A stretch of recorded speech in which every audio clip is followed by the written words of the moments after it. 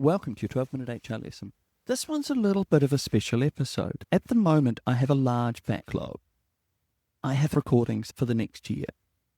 But this one, I'm worried that if I put it out in a year's time, it's not going to be so relevant. So I'm releasing this as a special episode. This is just an extra one to say, hey, look, we're all grappling with this at the moment. Let's have a quick chat about it. And this is my proposal to you for how you get your head around the use of AI in the workplace. Refine the question down to this simple premise. Is AI being used as a spade or as a subcontractor? Curious? Let's go.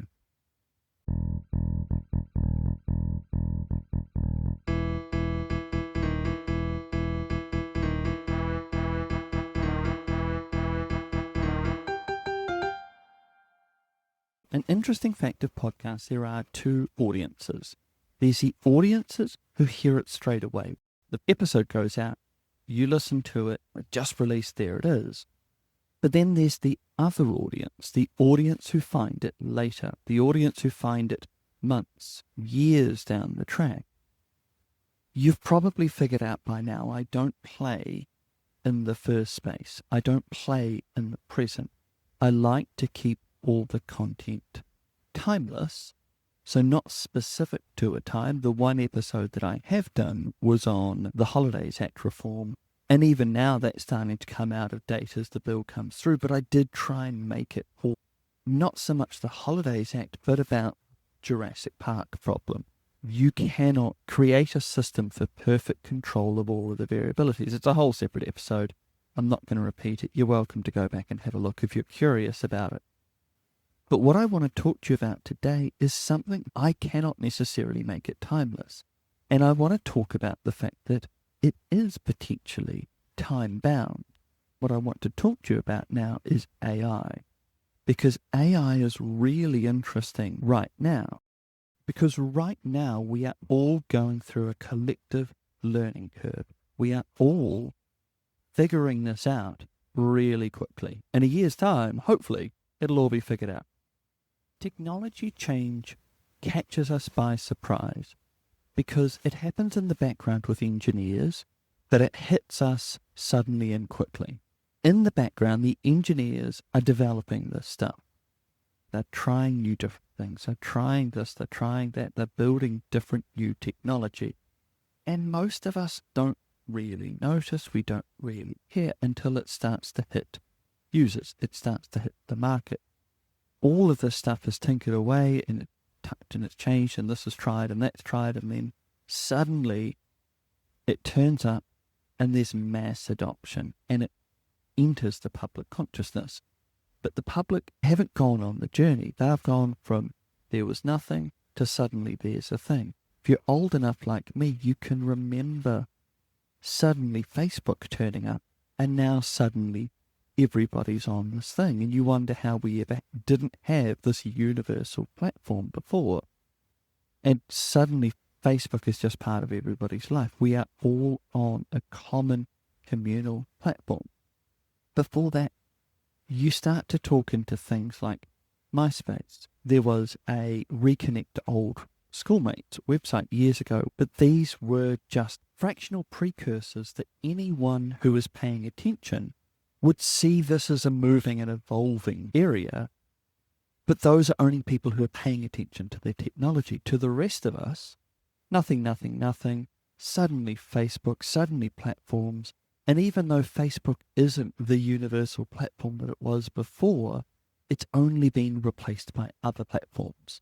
We went from a no platform world to a now platform world, and then suddenly it turned up, mass adoption. Now everybody's playing catch-up on what had been an evolution. It's almost like there's a sudden build of the technology in the background, a slowly increasing curve, and then society, they don't get the curve, they get the step up.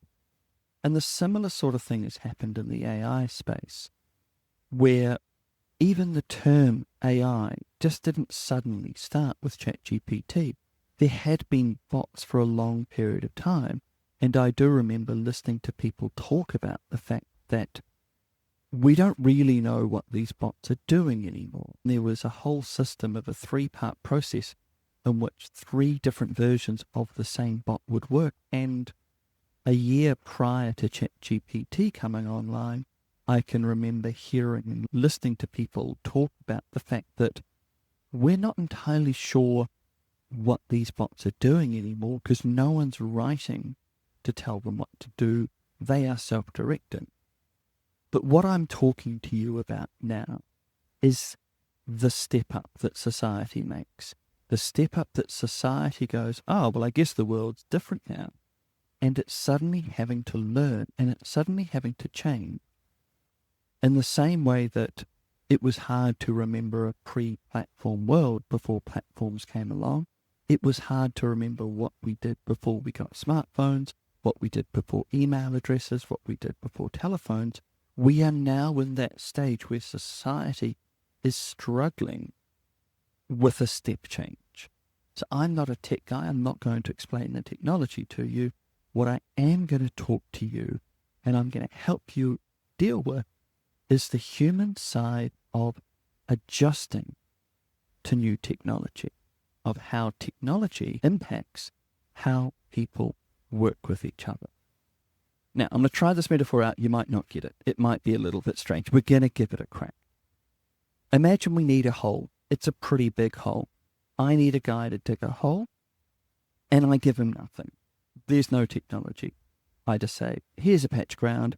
I need a hole. He digs with his hand. It takes him forever, 20 days to dig the hole. That's him doing it with no tool.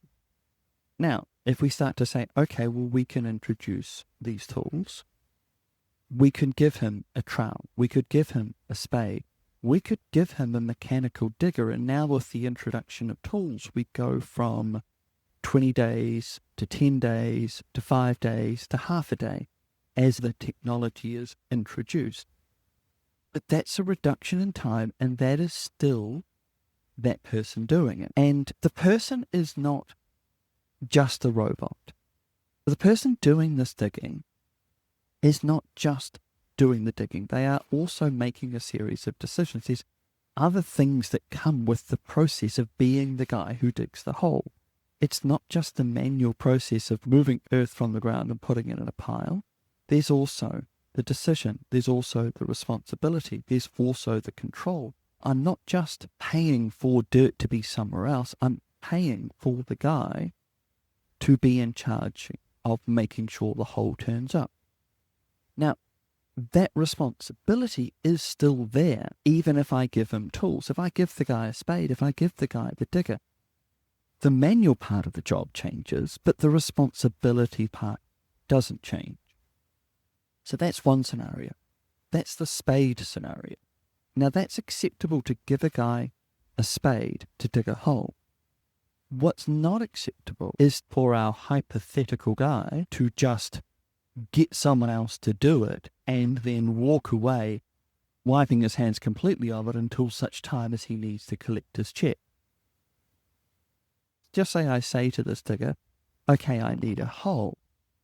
And he wanders down the road and gets someone else to do it. He's not doing all of the job.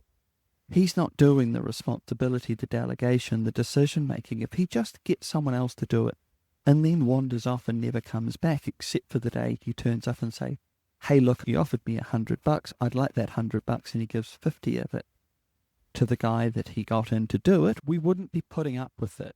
Once maybe, but never again.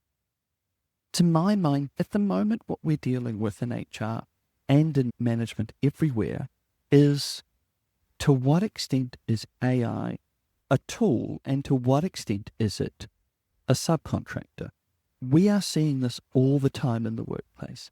People are using it as a tool to get to the solutions that they are paid to provide quicker. If you have an accountant trying to figure out their accounting program and they're using AI, that just makes sense.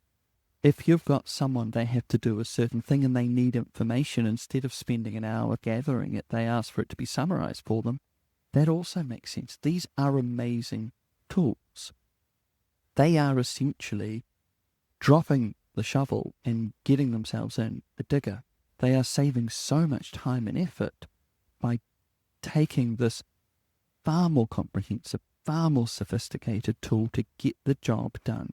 And we should be totally on board with that. We should be totally in agreement with that. There is nothing wrong with using AI as a tool, as a spade, as a dig. Absolutely. What we need to keep a watchful eye out for, though, is subcontracting. The person who doesn't do their job and just subcontracts it out to AI to do it for them. The person who gets a report written that they can't explain. They don't know if it's right. They don't know if it's wrong. The person who's in a response with no vetting or checking to see that it actually makes sense. The person who absolves themselves of the responsibility and the accountability and the oversight of making sure what they provide is actually really good because they just get something else to do it for them.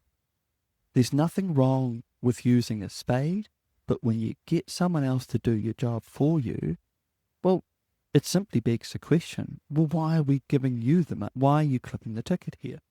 Why are we paying you at all? It's an interesting proposition these people are doing. They think they are being clever, but very quickly they are proving themselves highly expendable, highly downsizable, highly superfluous to the problem. The market and the world does not allow tickets to be clipped for very long.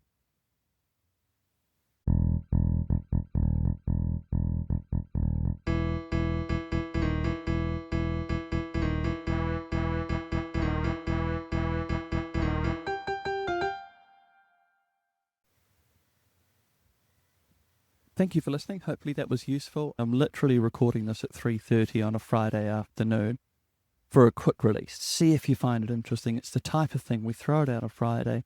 See if that's the type of thing that people might find interesting on a Friday afternoon or the weekend. We'll see. See if anyone gets to it now. See if anyone listens to it later. Who knows? Anyway, as always, pragmatichrm.nz, different things we can help you with. I don't offer a course on AI, so don't worry about that.